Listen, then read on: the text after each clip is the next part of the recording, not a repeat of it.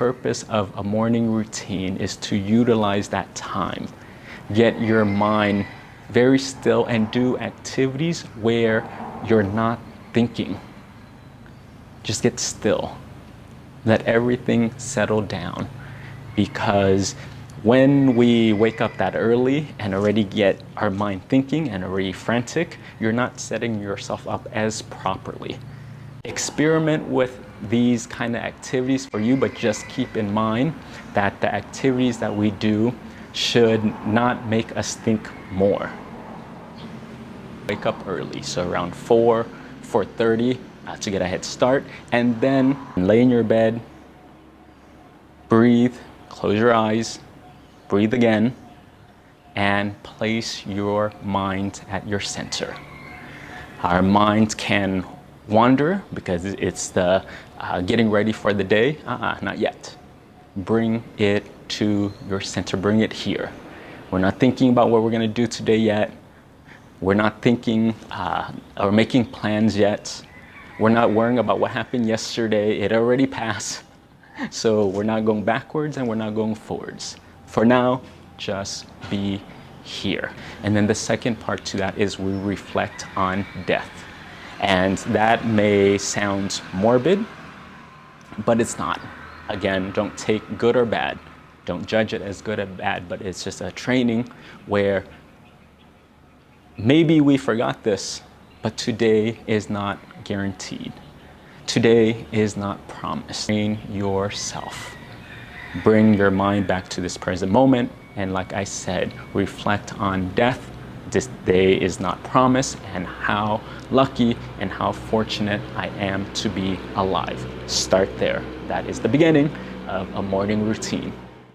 Make your bed. Making your bed or not making your bed develops your habits and what it reveals about you and how it affects your life. Many people are starting to understand the importance of making their beds, which is a great thing. So continue to do that. However, don't make your bed just to make the bed, but use it as a training.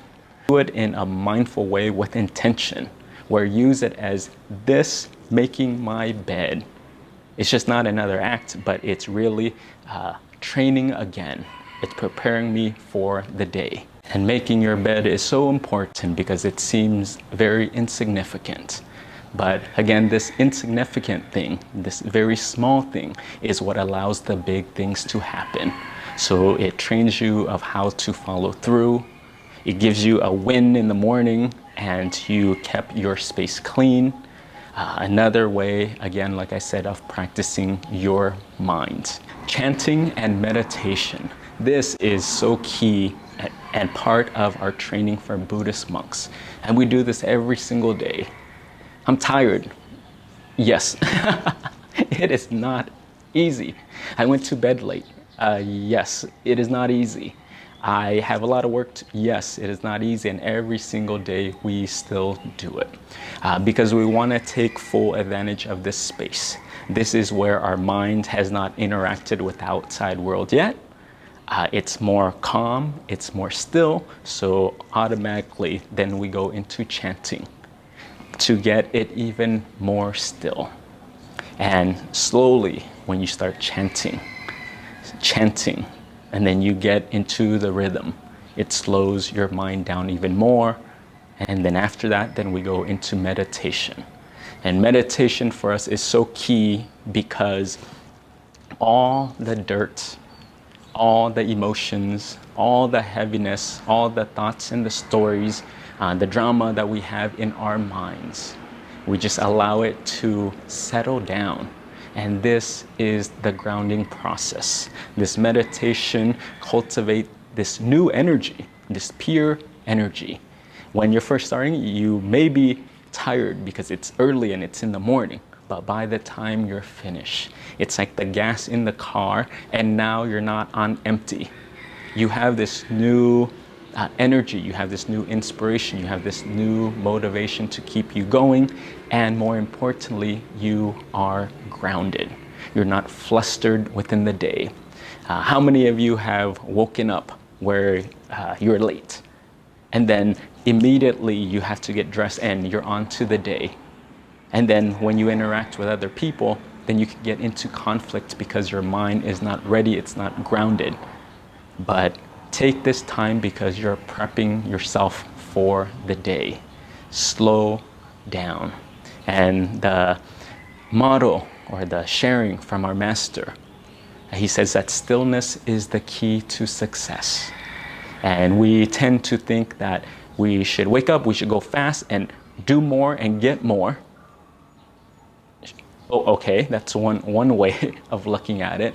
But if you really understood it from a wisdom lens, it's just ground yourself. Slow down.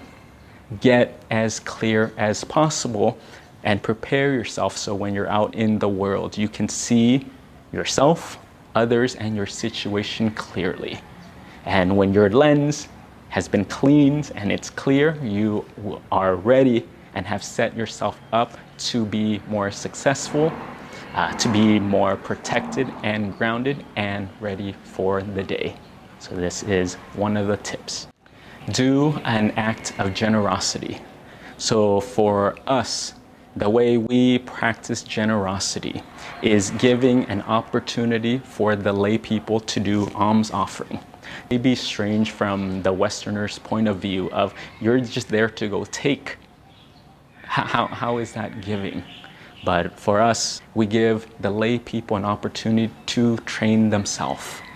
They prepare the food, they offer the best that they have, and by doing this act of giving to the monks, they actually release themselves of greed. And this is one way that they get to purify their mind. Another option would be making breakfast for your partner, for your children, getting them ready for school, or maybe feeding your pets, cleaning the house. But there are so many different ways that you can give.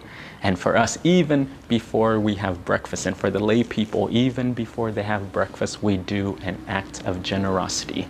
Give of your resource, give of your time, give up of your dhamma and your wisdom. There's many ways of giving, but each day train yourself to give. That is part of a morning routine. Do chores. So in Thailand, for us, or in the monastery, what we do is called Rapbun. And Rapbun is really just daily chores. And we have two types. The first one is individual chores.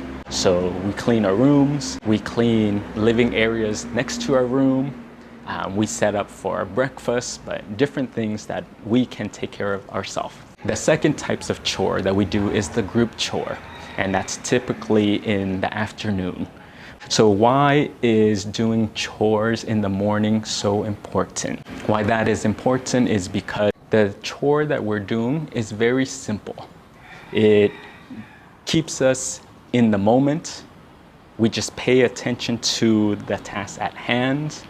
It connects our hands back to the earth, and doing this activity gets us out of the thinking part.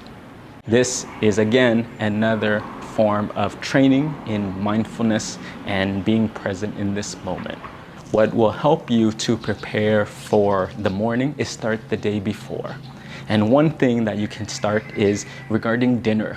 Do not have such a heavy dinner because many people will have dinner as the biggest meal.